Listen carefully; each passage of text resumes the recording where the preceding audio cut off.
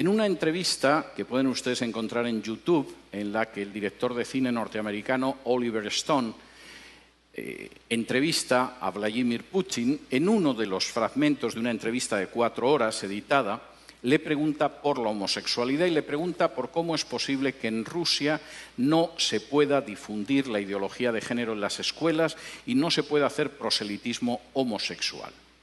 Y la respuesta que le da Putin es absolutamente ejemplar. En Rusia no se persigue, no se encarcela, no se discrimina a ningún adulto por ser homosexual. Hay actores, hay artistas, hay deportistas que son homosexuales y nadie los persigue ni los discrimina. Pero no vamos a tolerar que adoctrinen a los niños en una ideología que es contraria a la familia. Porque la base de esta nación es la familia. Si el niño se convierte en adulto al llegar a los 18 años y decide ser homosexual, es una decisión suya. Pero no vamos a tolerar que la familia la destruyan desde abajo, haciendo proselitismos con niños que no tienen el criterio suficiente para decidir en un sentido o en otro. Yo puedo estar muy poco de acuerdo en muchas cosas con Putin, pero ahí le doy toda la razón. En el caso de China, todavía son más estrictos. Y he tenido ocasión de hablar con chinos acerca de esto. Los chinos siguen arrastrando la herida de lo que ellos llaman el siglo de humillaciones. Hace ahora poco menos de un siglo, los británicos que ambicionaban apoderarse de la porcelana, del té, de la seda china, quisieron hacerse con ella, pero los chinos no veían que los ingleses tuvieran nada con lo que pudieran intercambiar la seda, el té o tantas cosas valiosas. De modo que los ingleses, puesto que nada de lo que ellos vendían les interesaban a los chinos, decidieron venderles drogas y les obligaron a abrir puertos por los que introducían el opio para consumo de los chinos. Los chinos se opusieron, la Marina británica era más poderosa, y después de perder 2 guerras no tuvieron más remedio que aceptar puertos extranjeros que introducían el veneno de la droga en China y que sumieron durante prácticamente un siglo a China en el mayor sometimiento y la mayor explotación a potencias extranjeras que había vivido en una historia milenaria. La visión de los chinos sobre la ideología de género es la misma. Esto es peor que el opio que trajeron los ingleses. Y si dejamos que entre en nuestra sociedad y que destruya la familia, el efecto va a ser peor que el opio británico. No lo vamos a tolerar. No porque seamos cristianos, el régimen es un régimen ateo, sino porque creemos en la familia y sabemos que la nación se basa sobre la familia. Me da mucho pesar que naciones que no son cristianas, sin embargo, a la hora de defender a la familia, parece que tienen una idea más clara que otras naciones que supuestamente lo son. En quinto lugar, y esto es tremendo, la ideología de género es una bomba de relojería demográfica. No hay nación ni cultura que pueda sobrevivir con un crecimiento demográfico inferior al 2,5. Están ustedes ya por debajo del 2,5 en la República Dominicana. Hasta el 2,3, que es su tasa de crecimiento en estos momentos, tienen posibilidad de reacción. Todavía es reversible, quizá en una generación, un proceso de desplome demográfico. A partir del 2% no hay esperanza. Cualquier cultura, cualquier nación está condenada sí o sí. La ideología de género va a conseguir que Europa, la Europa que yo he conocido, desaparezca en una generación, quizá en menos. En España la tasa de crecimiento demográfica es del 1,1. Es normal, hemos matado más de 1 millón de criaturas en el vientre de sus madres, siguiendo la supuesta salud sexual y reproductiva. La tasa de crecimiento de los musulmanes en España es del 8,1.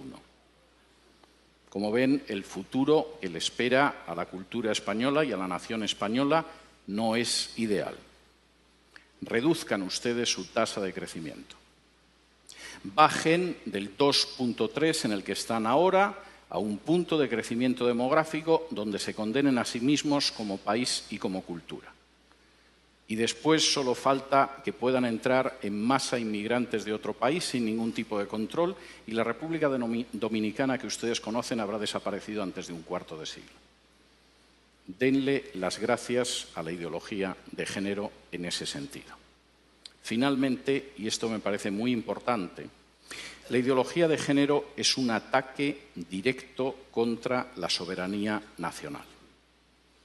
Finalmente, no es algo que deciden los políticos de este país. Los políticos de este país, en muchos casos, ignoran qué es la ideología de género, como los políticos de otro país. En otras ocasiones solo piensan en su propia promoción personal. Un político sin apenas importancia puede acabar siendo ministra de la Mujer o ministro o secretario general de políticas de igualdad o cosas de este tipo. Les han asegurado la vida para los próximos 30 o 40 años engañando a la población. El problema es que eso significa el final de su soberanía y de su independencia nacional. La ideología de género se está imponiendo en países donde para poder recibir ayuda de instituciones internacionales, préstamos, renovación de créditos, se exige y se presiona a esos países para que admitan en su derecho interno la ideología de género. Y he tenido la posibilidad de hablar con dirigentes de países de Hispanoamérica y no de Hispanoamérica que tenían que confesar las angustiosas presiones que habían recibido de organizaciones ligadas a Naciones Unidas o al Departamento de Estado de Estados Unidos para admitir la ideología de género en su seno o enfrentarse con una situación difícil desde una perspectiva económica. No existe ningún derecho que permita, legitime o tolere que una instancia exterior del tipo que sea imponga a una nación la ideología que tiene que tener. Por muy pequeña que pueda ser esa nación, por muy reducido que sea su peso en el concierto internacional, por muy joven incluso que pueda ser en términos históricos, no existe organización internacional, fundación privada o país extranjero que tenga derecho a imponerle la ideología de género. Y eso es algo que ustedes tienen que tener claro.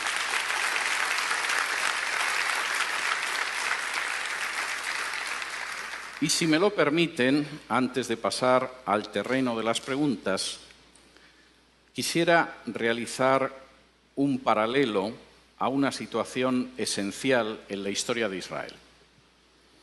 Cuando de pronto, después de recibir las normas que podían permitir que Israel viviera como una nación ejemplar, como una luz para las naciones, como una verdaderamente nación próspera, las palabras que aparecen en la Escritura es: delante de vosotros he colocado el camino de la vida y de la muerte.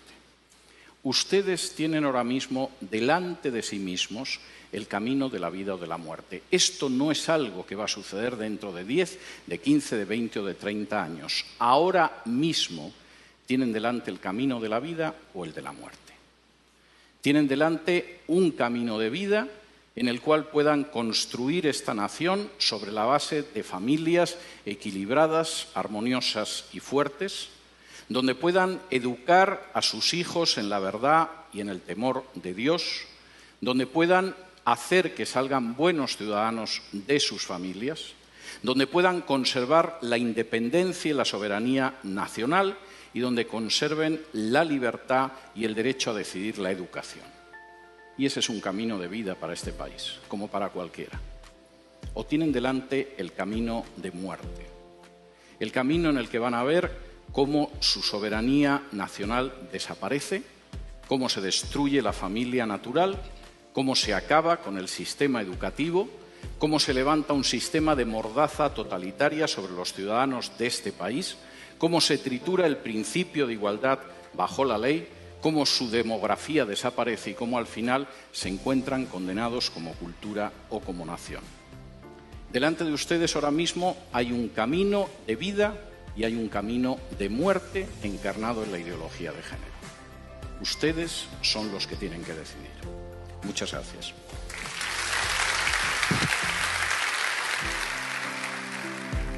Esperamos que este programa haya sido de bendición y que esta interesante charla con el doctor César Vidal pueda ser un instrumento que Dios use para que estemos alerta contra las falsas enseñanzas que nos quieren imponer los diferentes organismos nacionales e internacionales que tratan de imponer un nuevo orden contrario a los principios de la palabra de Dios en los tiempos que estamos viviendo.